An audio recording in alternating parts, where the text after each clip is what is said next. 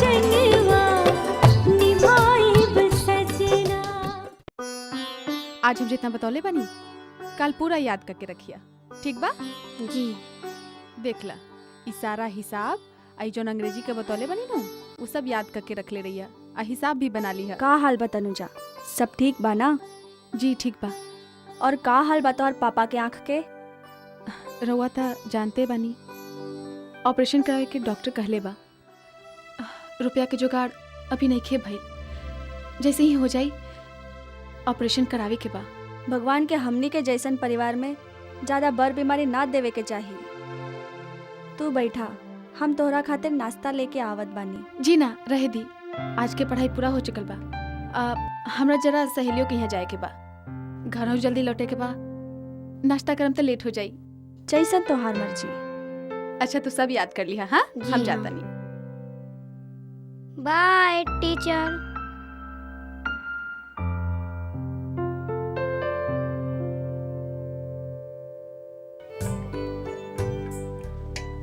अरे महाराज जी, रसोई छोड़ के इवा चंपवा कहाँ गई? हो है दोनों महारानी दोनों भौजाई के सेवा में घर में इतना परेशानी बा काका, लेकिन का बताई ना जाने कैसन मिट्टी के माधव बा, अपने खेल में लगल बारी दोनों। अरे यह सब न सीखे के मिलेला जिंदगी से, और ऐसे ही में आदमी लोग के पहचान होला। ए काका ये सब कुछ समझे वाली ना।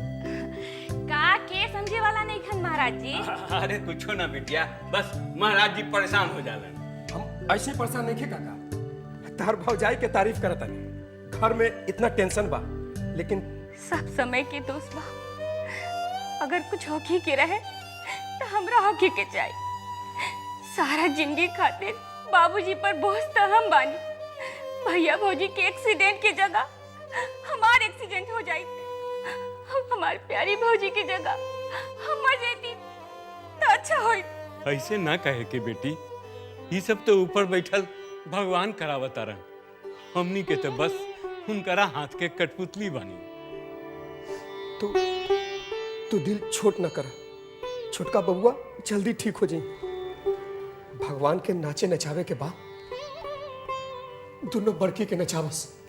ये सब छोड़ी महाराज जी, बबनी के चाय दे। रह दी काका, हम पी ले।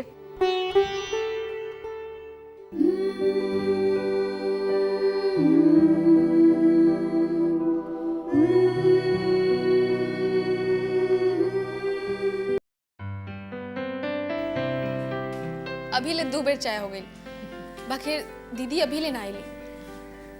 नौकरी एकरे नाम हा, नौकरी में समय के कोनो ठिकाना ना रहेला, दूसरा के अनुसार काम जे करे के पड़ेला। दीदी कोनो काम में फंस गई हो। अच्छा बहुत लेट हो गई बा, बाबूजी के लेट से आवल पसंद नहीं खे, हमरा अब चले के चाहिए। ठीक बा, हम दीदी से बात करब। आज चलो हम भैया से कह देतानी, वो तोरा की सदर तक छोड़ा बस। अब तो हद हो गई, शरीफ घर के लड़की इतनी रात रात ले घर से बाहर रहेली। 10 बजे के आ गइल बा और महारानी का कोनो आता पता नहीं खे। चुप रहा बुआ, देखत नहीं खो सभे परेशान बा। हमरा के का चुप करावत बारू? देखत नहीं खू कि देर से आवे के सिलसिला शुरू हो गइल बा, और कहीं ऐसा नहीं हो कि रात के ना आवे के भी सिलसिला शुरू हो जाए। ए जी बाहर जाके देखी ना लोग अब कहां गई बिया। कहां जाई? पता तो होके के चाहिए कि कहां गई बिया। अब भैया कहां जाइए? भैया के आंखें से तो ऐसे भी कम लौकेला। आ महारानी आइते ही बहाना शुरू कर दी है, ऐसन भइल ई भइल ऊ भइल, एक से एक बहाना मिलेला, कुछ छर्रा उड़ावेला। चुप कर तुम, एक बात सही ढंग से ना कर सके लोग। का गोमनी कभी रउआ ठीक से ना बोल सकिले। लोग यहाँ परेशानी में पड़ल बा, पता ना वो लड़की कहाँ होई, कैसन विपत्ति में पड़ल होई, और रउआ बानी की एकदम। तू चुप रहा माई, बुआ के मुंह कबो बंद रहल बा जी आज रही। आइयो दादा, सच बात तो ठीक लगबे करेला लोगन के, अब का सच बोलने में भी पाबंदी लगा दे बुका हमरे।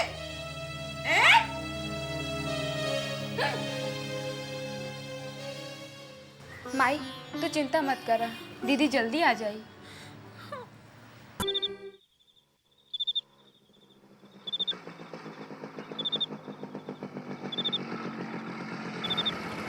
तनुजा, इतना रात में कहाँ से आ रहा बाड़ू?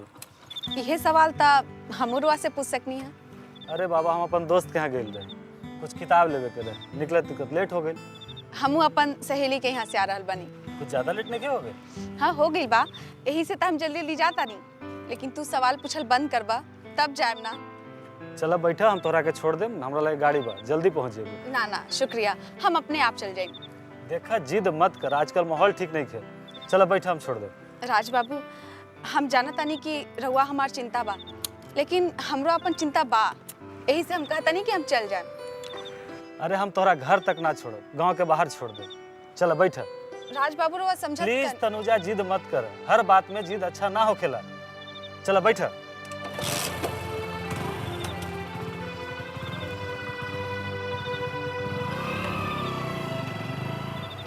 आवे दऊ लड़की के अच्छा से पता चली। रउआ कुछ ना करब भौजी, खाली बुदबुदाई। अब बेटी के आईते बेटी बेटी करके बेटी के गला से लगा ले।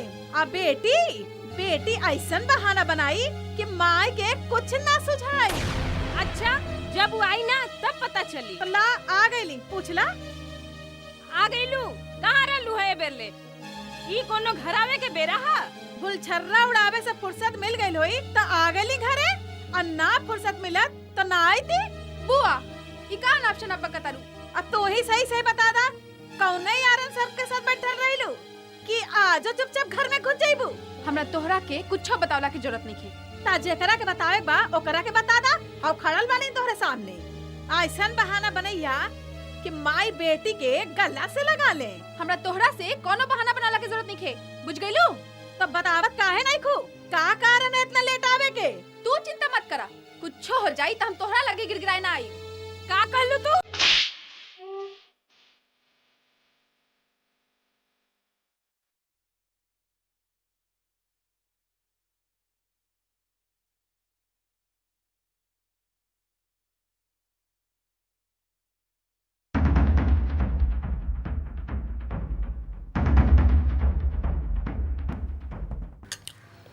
हो गई। अच्छा अच्छा महाराज जी, हाँ दी कर।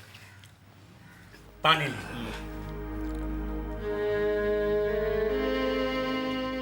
हाँ फैले काका। हाँ बस अब बबुआ आराम से सूझ जा, आराम से सूझ जा। गिरधारी भैया, जी मलकिनी। लल्ला हमार खाना खैलन? खा लेलन। अच्छा ठीक बा, अब तनी देर में दवाइयों खिया दे। जी मलकिनी। मलकिनी एगो बात कही। का कहा?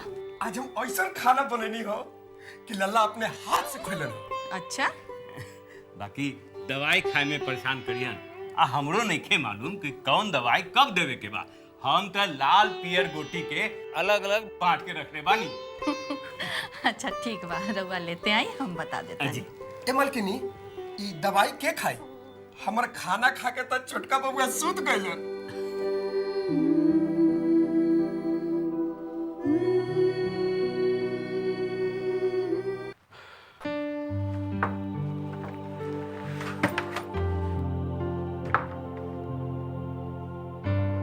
अरे काहे ऐसा सूतल बाड़ू सांझे सांझ?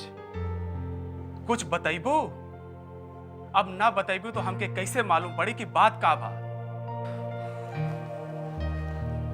ए सुमित्रा, रउआ हमके बतावत सही कि ऐसा भइल का?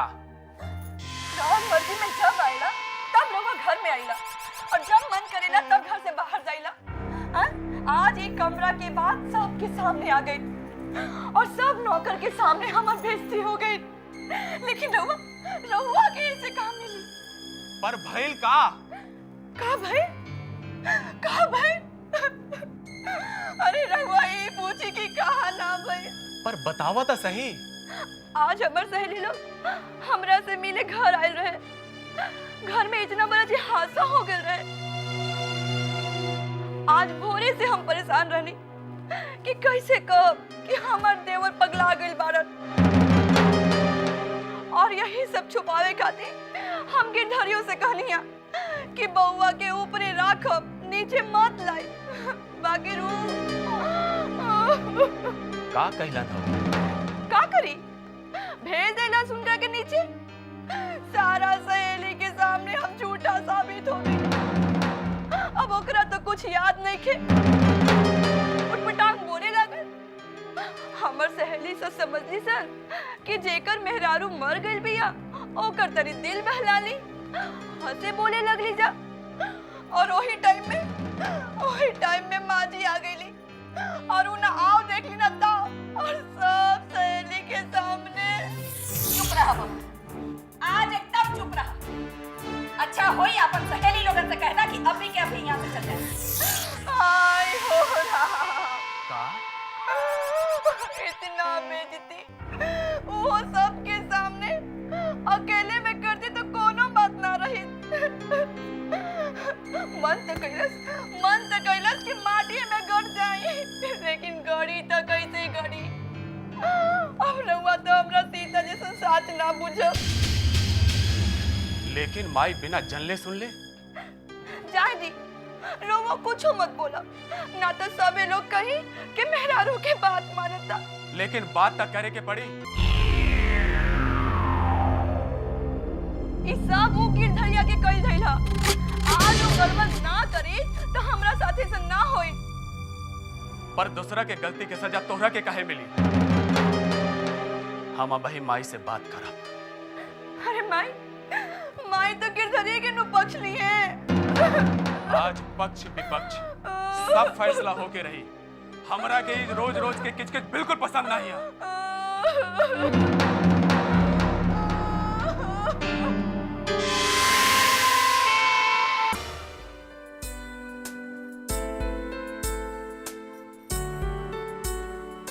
का हो बड़ा खुश बड़ू आज? खुशी के बात होई तो खुश ना होई तो का होई? अरे तो ऐसन का बात भइल भाई जे इतना खुश बड़ू? आज तक घर में बवाल हो गई है। माँ जी दीदी के सहेली लोगन के घर से निकाल दहली है, समझी, बेइज्जत करके। हाँ अच्छा, भरसक घर में शांति बा, बाकी भइल कैसे हो? ई सब करामत राजी के ह।